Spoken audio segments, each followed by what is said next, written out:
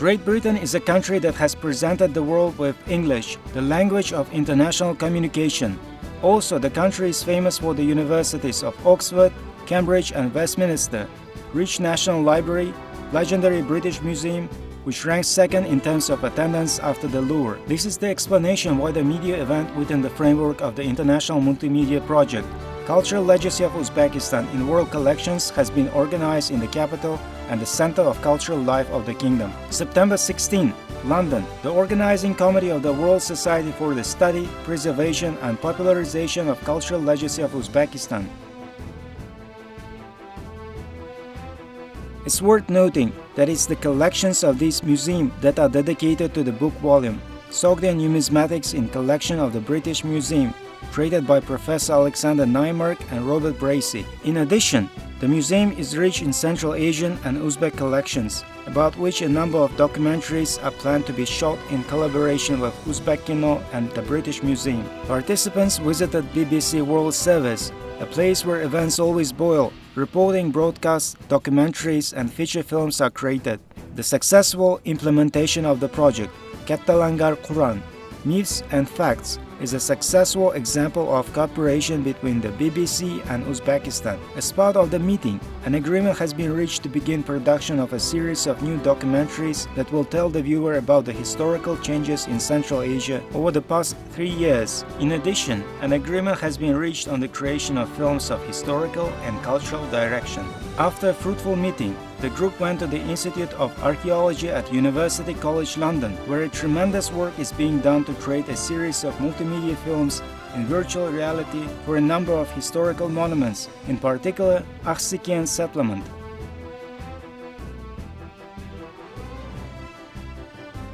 On September 17, famous London Travelers Club hosted a media event, New Uzbekistan Unique Cultural Initiatives, which brought together more than 60 leading scholars of Britain studying the cultural heritage of Uzbekistan. The main event of the media event was the presentation of 13 new book volumes of the series, Cultural Legacy of Uzbekistan in World Collections. The event culminated with a reception in honor of the 28th anniversary of state independence of the Republic of Uzbekistan, organized by the country's embassy in London. The event was attended by Baroness Denise Kingsmill, President of the World Council for Crafts, Rosie Greenlees, members of parliament, representatives of ministries and departments, business and academia, the diplomatic corps, the media, as well as activists of the Uzbek diaspora and students studying in the United Kingdom. On the basis of the results of media event, it has been planned to adopt a roadmap for the work of the British part of the project, Cultural Legacy of Uzbekistan in World Collections. First for inviting me, and thank you for a very sensationally organized conference in Tashkent, Termez, Samarkand, Bukhara, and my heart is dancing with joy when I heard that you're going to organize it in Khorasan, in Karakapastan, because it's a part of Uzbekistan I'm really excited about, and I think especially archaeologically it's got a very significant value to study further, because it's been largely understudied. I hope it's going to be Nukus. I haven't seen Nukus yet, but I'm really, really grateful for your offer and for generosity and for inviting me here as well. So I'm just going to try to see. Good.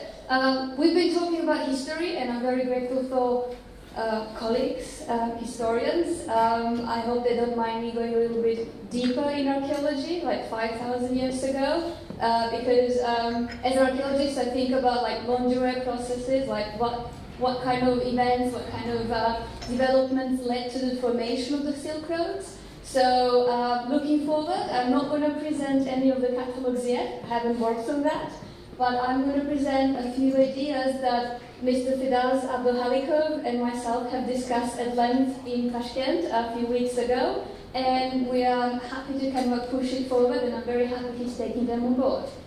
So, I'm an archaeometallurgist, as you may imagine, that's why metallurgy is in the center of this.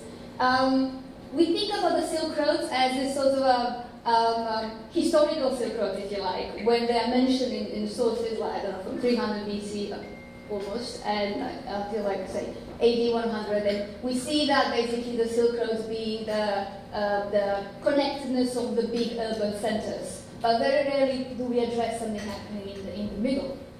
And we know it's caravans and silk and carpets and spices and whatnot. But actually the earliest evidence for the Silk Roads is 4,500 years old. And it comes from the exchange of barley, of millet and wheat, somewhere in Semireche in southeast Kazakhstan, and it's been very well presented, documented archaeologically. So that's the first contact we know of Southwest Asia and China. It's been gaining a lot of attention. Now we have scientists claiming that it wasn't the Silk Road, it was actually the Grain Road.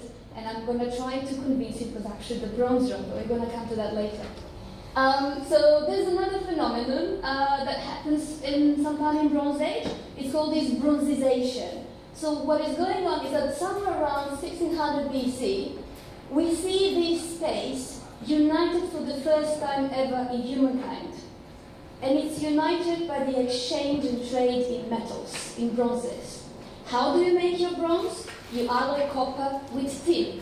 While copper deposits are all over the place, tin is only found in few of the places. And one of the most prolific resources of tin in prehistory were in Central Asia. And this is where the steppe people and the pastoralists come onto the stage. What you see here is this kind of an area where the bronzes were kind of uniting the Atlantic to the Pacific, and these big kind of empires, like, I don't know, Shang Dynasty, Indus Valley Civilization, Egypt, Greece, yes, Mesopotamia, and so on. But just to tell you how all of that is dwarfed by what is happening in the steppes, I'm going to show you just two examples of what's going on in Eurasian steppe. Say in the Urals, we have the production of bronzes some 3,500 years ago, covering 35,000 shafts, around 500 square kilometers, around 2.2 to 5 million tons of copper being extracted, and so on. So it's an industrial scale happening a few thousand years ago. And it's something that is not compared to anything happening in Europe. Another one in Central Asia, actually in Uzbekistan, is in Zarafshan. It's a huge copper deposit, again, very prolific ones, and producing copper for the entire region of Eurasia. So when we think historically about these nomads in the Eurasian steppes here, we think of them as of these gold herders, horse chasers, chariot drivers, just running around the place and feeding the emerging kind of a leadership of this outer Eurasia. But they were the holders of the major supplies of metals that were feeding directly into the growing political leadership of the early civilizations as we know them historically.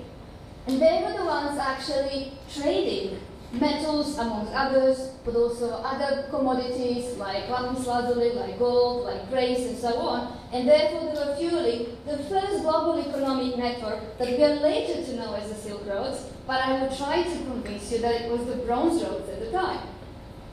So the key to Harwa is to look at the technology, organization, and connectedness around these spaces using metals.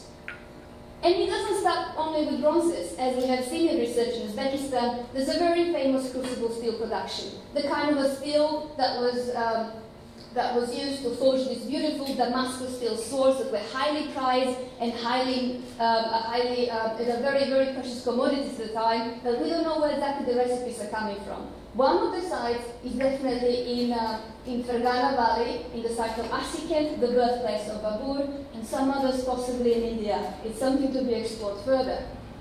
So why are metals important to study? Because they're the most durable materials from the past. You would not expect silk or organic stuff to be as easily found as metals. They tell us about the knowledge, about the transmission of knowledge, about the rate of innovative behavior. The chemical composition can tell us about the resources being used, and the networks of interaction actually tells us who was talking to whom and who were the people cooperating at the time. So think about all these stories about Great the Silk Road and the cultural heritage of Uzbekistan. Each of these stories can be told through metals, can be told through the exchange of metals, can be told through the metals being used to make instruments, can be told about whatever decrees there were around them for arranging the trade and exchange of those. So we have three ideas how to pitch them further and how to explore them further, and I was hoping my partner in crime, Stuart Deere, is about to come. So one of them is tracing this Bronze Road, the other one is to trace the steel for the Silk Road, and the third one is actually following the footsteps of the last Timurids using some 3D modeling and virtual presentation. So this is the idea for the Bronze Road, looking into resources, looking into technology of metal production with various partners being introduced. Where I work is Kazakhstan mostly right now. I'm moving to Uzbekistan slowly. So I'm basically studying how metals moves around like inversion steps and the kind of stuff that look like this. So using different sorts of analysis, I figured out that metals for Kazakhstan doesn't come from Kazakhstan, it comes from Uzbekistan, which is what led me to Uzbekistan in the first place.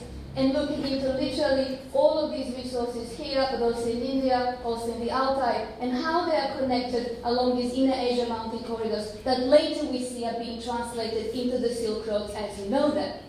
So the idea is to look for tin, especially in Uzbekistan, and to look into this region and try to make a database of copper deposits that I can use to compare all the metals from the steppes circulating east and west. And when I'm talking about the metals from the Bronze Age, I'm talking about 120,000 objects that have been recorded thus far.